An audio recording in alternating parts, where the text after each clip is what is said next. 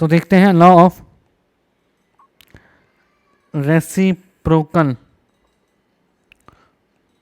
proportion और law of equivalent weight. Law of reciprocal proportion या फिर इसको लॉ ऑफ इक्विवेलेंट वेट कहते हैं. अब सबसे पहले ये लॉ बनाया किसने था? This law was put forward by Richard in 1792. और ये लॉ क्या कहता है? The ratio of weights of two elements A and B, the ratio of weights of two elements A and B which combine separately with a fixed weight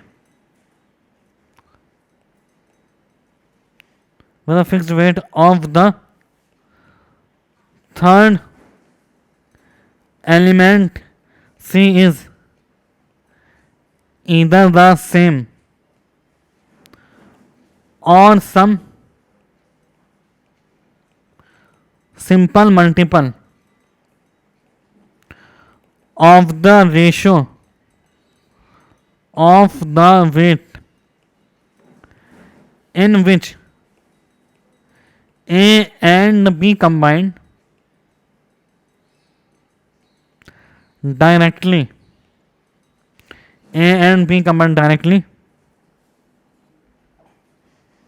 with each other.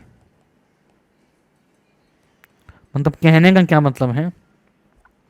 A, B और C अगर ये तीनों element combine कर लें तो अगर जैसे example लें हम, कार्बन और हाइड्रोजन मिलके CH4 बनाते हैं, कार्बन और ऑक्सीजन मिलकर CO2 बनाते हैं, और हाइड्रोजन और ऑक्सीजन मिलकर क्या बनाते हैं? H2O. ठीक है. तो अब क्या होगा कि अगर हम यहाँ ले हाइड्रोजन, यहाँ ले कार्बन, यहाँ ले ऑक्सीजन, तो कार्बन और हाइड्रोजन मिलकर क्या बनाते हैं? CH4. मतलब यहाँ कार्बन 12 है, ऑक्सीजन हाइड्रोजन 4 है. हाइड्रोजन और ऑक्सीजन मिलकर बनाते हैं H2O. हाइड्रोजन 2 है, ऑक्सीजन क्या है? 16. और कार्बन और ऑक्सीजन मिलके हाइड्रोजन अगर 2 है तो अगर हाइड्रोजन 4 होता तो ऑक्सीजन कितना होता? 32. अब कार्बन और ऑक्सीजन मिलकर क्या बनाता है? CO2. तो यहाँ कार्बन और ऑक्सीजन का रेशियो क्या है? 12:32, जो ऑलरेडी आ चुका है 12:32. तो अगर एक दो प्रोटीन कंपाउंड है जो दो कॉमन मिलकर कंपाउंड बना रहे हैं, तो जो उनका वेट है वो इन दोनों का जो सिंपल रेशियो है, जिस सिंपल रेशियो में कंबाइंड हुए थे, कार्बन हाइड्रोजन के साथ कंबाइंड हो, हाइड्रोजन ऑक्सीजन के साथ कंबाइंड हो, कार्बन हाइड्रोजन 12:4 और 4:32. अब ये 2:16 हुआ है, लेकिन इसको 4 को इक्वल करने के लिए, कैंसिल करने के लिए हमने इसको 2 से मल्टीप्लाई कर दिया, तो 4:32 में कंबाइंड हुआ. अब कार्बन और ऑक्सीजन दोनों कंबाइंड होंगे तो किस में होंगे? 12:32 में. 12:32 में कंबाइंड होंगे. ठीक है.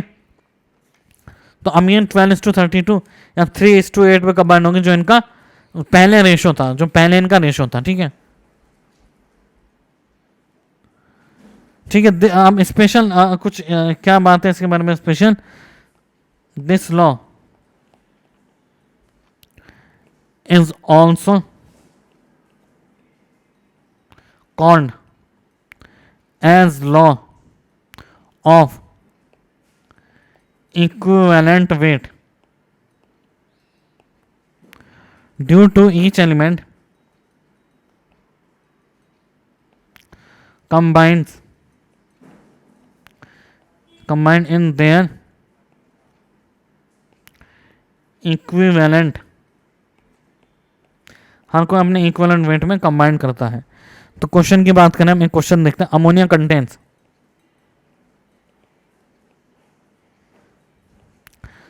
82.35% ऑफ नाइट्रोजन. अमोनिया इतना नाइट्रोजन लेती है. And 17.65% hydrogen. H2O contains 88.90% oxygen and 11.10% hydrogen. And nitrogen trioxide contains 63.15% oxygen and 36.85% nitrogen. Show that they follow reciprocal proportion. Show that they follow reciprocal proportion. तो आइए आप देखते हैं, अमोनिया में 17.65 तो क्या था हाइड्रोजन, नाइट्रोजन था 82.35 क्या था नाइट्रोजन. ठीक है, तो नाइट्रोजन इस टू हाइड्रोजन का क्या रेशियो है 82.35 इस टू 17.65, ये हो जाएगा 4.66 ग्राम. H2O में हाइड्रोजन जो था,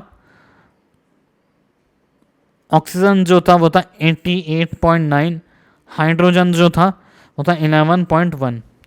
तो अब हाइड्रोजन ऑक्सीजन इस टू हाइड्रोजन का जो रेशियो होगा वो होगा 88.9 टू 11.1, तो हो जाएगा 8.00 ग्राम. ठीक है, रेशियो इतना है.